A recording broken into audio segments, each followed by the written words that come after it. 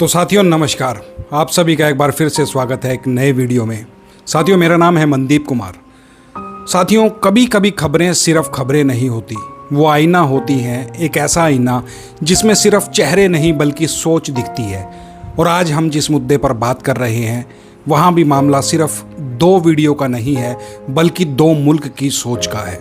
Social media पर इस वक्त दो वीडियो जो है वो तेजी से घूम रहे हैं। पहली वीडियो पाकिस्तान के आर्मी चीफ का है।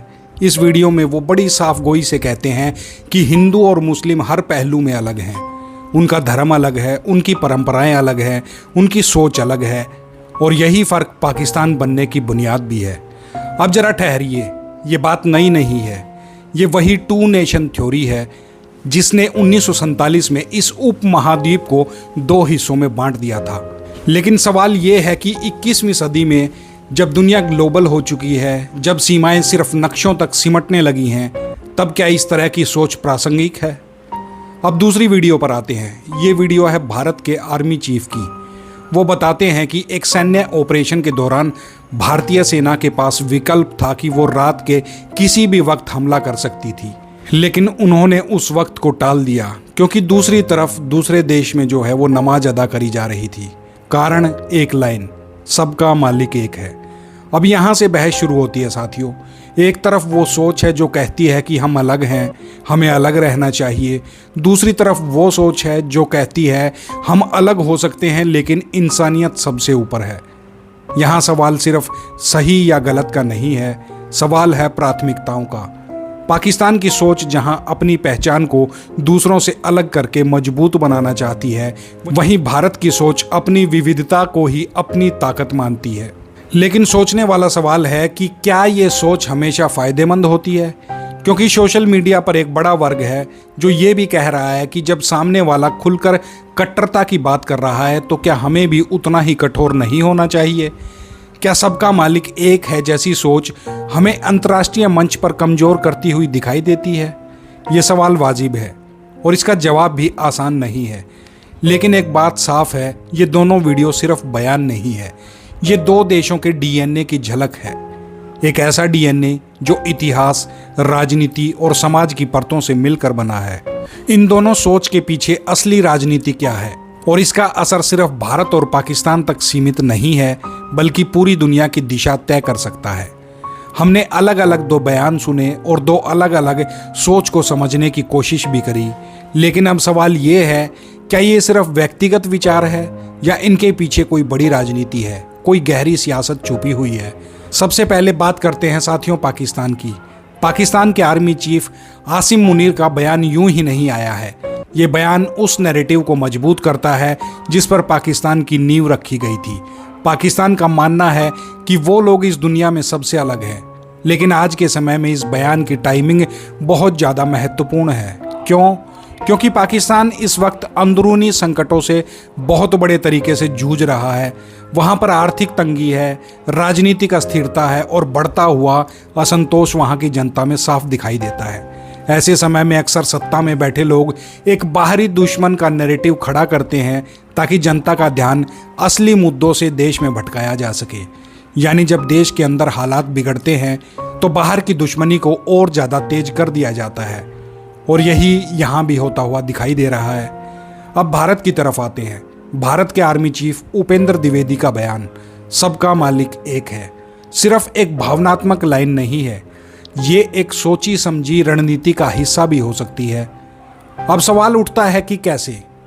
साथियों आज के दौर में युद्ध सिर्फ बॉर्डर पर नहीं लड़े जाते हैं बल्कि इंटरनेशनल मंच पर भी युद्ध जो है वो लड़े जाते हैं, जहां सिर्फ यह नहीं देखा जाता कि आपने दुश्मन को कितना नुकसान पहुंचाया है बल्कि ये भी देखा जाता है कि आपने वो कैसे किया है। यही वजह है कि भारत हमेशा अपने एक्शन को जस्टिफाई करने की पोजीशन में रहता है। जब आप ये दिखाते हैं कि आपने हमला करते समय भी धार्मिक भावनाओं का सम्मान किया तो आप दुनिया को एक मैसेज देते हैं कि आप आक्रामक नहीं हैं बल्कि जिम्मेदार शक्ति हैं। और यही फ़र्क बनता है। एक तरफ पाकिस्तान है जो अपनी पहचान को दूसरों से अलग करके दिखाना चाहता है, दूसरी तरफ भारत है जो अपनी ताकत को संतुलन और संयम में दिखाता है। लेकिन यहाँ एक और एंगल भी है। कुछ लोग कहते हैं कि ये मोरल हाई ग्राउंड लेने की रणनीति लंबे समय में नुकसानदायक भी हो सकती है। क्योंकि जब सामने वाला नियमों की परवाह नहीं करता तो क्या आपको भी उतना ही सख्त नहीं होना चाहिए? ये बहस नई नहीं है और शायद इसका कोई एक सही जवाब भी नहीं है, लेकिन इतना जरूर है कि आज के समय में हर बयान, हर शब्द एक रणनीति का हिस्सा होता है। आसिम मुनीर का बयान अपने देश के अंदर एक खास नैरेटिव को मजबूत करता है और वहीं उपेंद्र द्विवेदी का बयान दुनिया के सामने भारत की छवि को। अब यहाँ पर सवाल ये उठता है, क्या आज के दौर में इमेज ज़्यादा जरूरी है या एक्शन, या फिर जीत उसी की होगी जो दोनों को बैलेंस कर पाएगा? अब इसी सवाल का जवाब ढूंढने की कोशिश करेंगे जब बात होगी असली युद्ध की, जो अब जमीन पर नहीं बल्कि दिमाग और स्क्रीन पर लड़ा जा रहा है। अब तक हमने दो सोच देखी, उनके पीछे की सियासत देखी, लेकिन अब बात उस मोर्चे की जहां आज की सबसे बड़ी लड़ाई लड़ी जा रही है। ये जंग ना तो बॉर्डर पर है, ना ही टैंक और मिसाइलों से तय होती है। ये जंग है नैरेटिव की, यानी कहानी किसकी चलेगी, दुनिया किसकी बात मानेगा। इसे ही कहा जाता है नैरेटिव वारफेयर। आपने अक्सर देखा होगा, कोई भी घटना होती है और कुछ ही घंटों में सोशल मीडिया पर उसके दर्जनों वर्जन सामने आ जाते हैं। कौन सही है कौन गलत, ये समझना काफ़ी मुश्किल हो जाता है और यहीं से असली खेल शुरू होता है। हाल के घटनाक्रम में भी यही देखने को मिला। पाकिस्तान की तरफ से जो है वो कई फेक वीडियोस सामने आए, एडिटेड क्लिप्स और मनगढ़ंत स्टेटमेंट सोशल मीडिया पर फैलाए गए पाकिस्तान की तरफ से। यहाँ तक कि भारत के आर्मी चीफ उपेंद्र द्विवेदी के नाम से भी एक फर्जी वीडियो वायरल किया गया, जिसमें दावा किया गया कि वो किसी फिल्म डायरेक्टर को धन्यवाद दे रहे हैं और ऑपरेशन पर फिल्म बनाने की बात भी कह रहे हैं। अब सोचिए, एक पूरी तरह से झूठी बात, लेकिन अगर वही बात लाखों लोगों तक पहुंच जाए तो क्या वो सच नहीं बन जाती? यही है नैरेटिव वारफेयर की असली ताकत। दूसरी तरफ पाकिस्तान की सैन्य और खुफिया एजेंसी इंटर सर्विस इंटेलिजेंस पर लंबे समय से ये आरोप लगता रहा है कि वो सिर्फ जमीन पर ही नहीं बल्कि सूचना के स्तर पर भी ऑपरेशन चलाती है। फेक न्यूज़, प्रोपगेंडा आर्टिकल्स और अब तो आर्टिफिशियल इंटेलिजेंस का इस्तेमाल, ये सब इस जंग के हथियार बन चुके हैं। लेकिन सवाल ये है कि भारत क्या कर रहा है? यहाँ एक अहम बदलाव देखने को मिल रहा है। भारतीय सेना अब ये मान चुकी है कि सिर्फ जीतना ही काफ़ी नहीं है, बल्कि उस जीत को दिखाना भी उतना ही जरूरी है। इसी सोच के तहत साइकोलॉजिकल डिफेंस डिवीजन जैसी पहल करी गई है, ताकि दुश्मनों के प्रोपगेंडा का जवाब उन्हें उसी की भाषा में दिया जा सके। क्योंकि अगर आप अपनी कहानी खुद नहीं सुनाओगे तो कोई और आपके लिए नई कहानी लिख देगा, और शायद यही भारत के साथ पहले होता रहा है। आपने देखा होगा, कई बार जमीनी हकीकत कुछ और होती है, लेकिन अंतर्राष्ट्रीय मीडिया में तस्वीरें कुछ और पेश की जाती हैं। कभी फोकस बदल दिया जाता है, कभी सवालों का एंगल ही बदल दिया जाता है।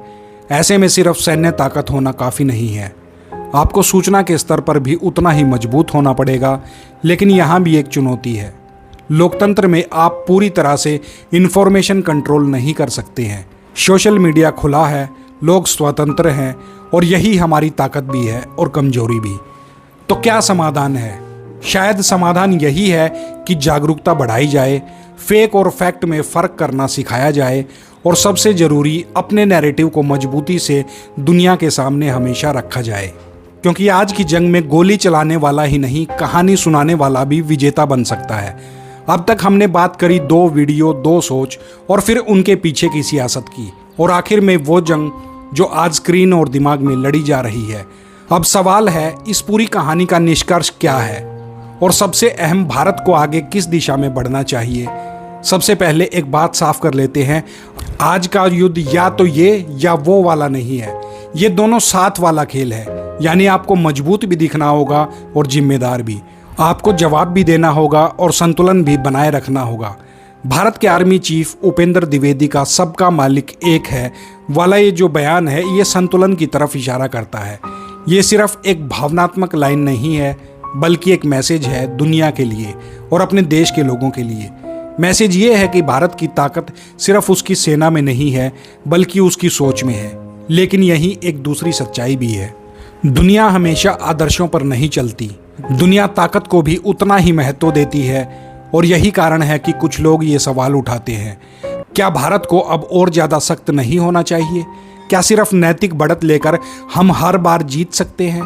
इस सवाल का जवाब सीधा नहीं है, लेकिन एक बात समझना जरूरी है, भारत ने जब भी एक्शन लिया है उसने अपने लक्ष्य हासिल किए हैं, चाहे वो आतंकवादी ठिकानों पर कार्रवाई हो या अंतर्राष्ट्रीय मंच पर पाकिस्तान को घेरना। भारत ने अपने कदम सोच समझकर उठाए हैं। दूसरी तरफ आसिम मुनीर जैसे बयान ये दिखाते हैं कि पाकिस्तान आज भी उसी पुराने नैरेटिव में फंसा हुआ है जहां पहचान को अलगाव से जोड़ा जाता है, और शायद यही सबसे बड़ा फर्क है। भारत अपने भविष्य की तरफ देख रहा है जबकि पाकिस्तान अभी भी अपने अतीत में ही उलझा हुआ है। लेकिन आगे का रास्ता क्या है? पहला, भारत को अपनी हार्ड पावर यानी कि सैन्य ताकत को और मजबूत करना होगा, इसमें कोई समझौता नहीं हो सकता। दूसरा, सॉफ्ट पावर यानी अपनी छवि, अपने मूल्यों और अपनी कहानी को दुनिया तक पहुंचाना होगा, क्योंकि अगर आप अपनी कहानी नहीं सुनाएंगे तो कोई और आपके बारे में कहानी गढ़ देगा। तीसरा, नैरेटिव वारफेयर को उसी दक्षता के साथ, उसी गंभीरता के साथ लेना होगा जैसे पारंपरिक युद्ध को लिया जाता है। फेक न्यूज़, प्रोपगेंडा और साइबर अटैक, ये सब अब असली खबरें हैं। और चौथा, सबसे जरूरी, अपने देश के अंदर एकता बनाए रखना, क्योंकि अंत में कोई भी देश बाहर से नहीं अंदर से कमज़ोर होता है। तो निष्कर्ष यही है, भारत को ना तो अपनी मूल सोच को छोड़ना है और ना ही अपनी ताकत को कम आंकना है।